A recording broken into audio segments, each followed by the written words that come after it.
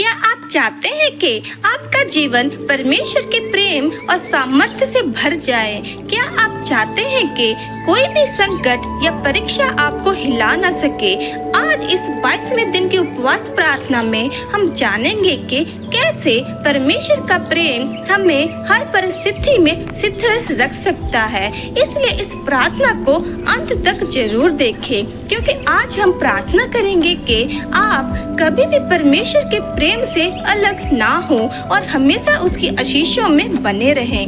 22वें दिन के उपवास का विषय है परमेश्वर की बुलाहट पर चले और मुख्य वचन है यशाया 6 का अध्याय और उसके 8 नंबर का वचन कहता है, तब मैंने प्रभु का ये वचन सुना, मैं किसे भेजूं और हमारे लिए कौन जाएगा?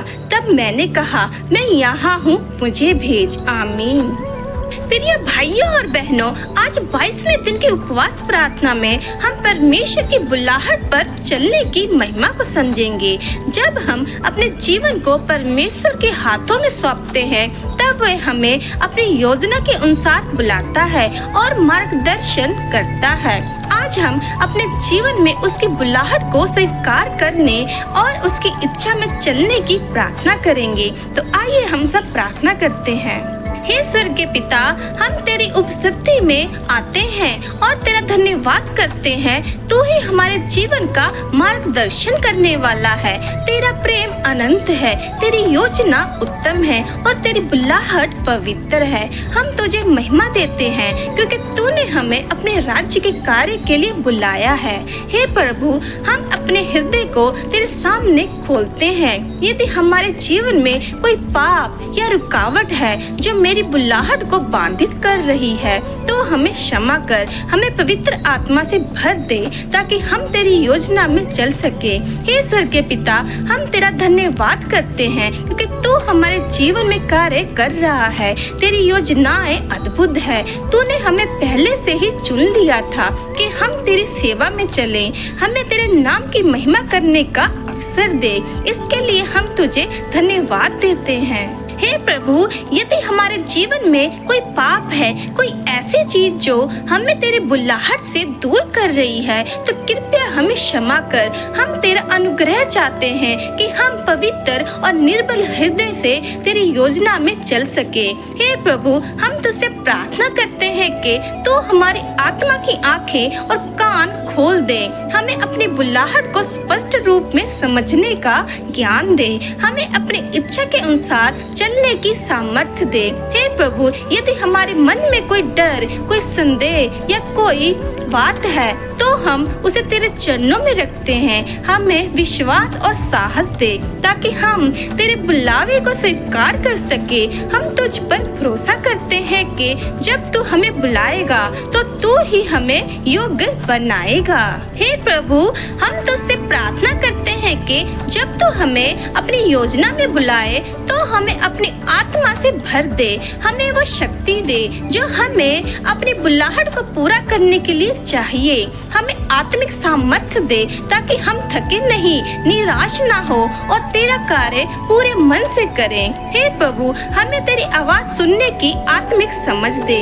जैसा तूने यशाया को बुलाया, वैसे ही हमें भी बुला रहा है।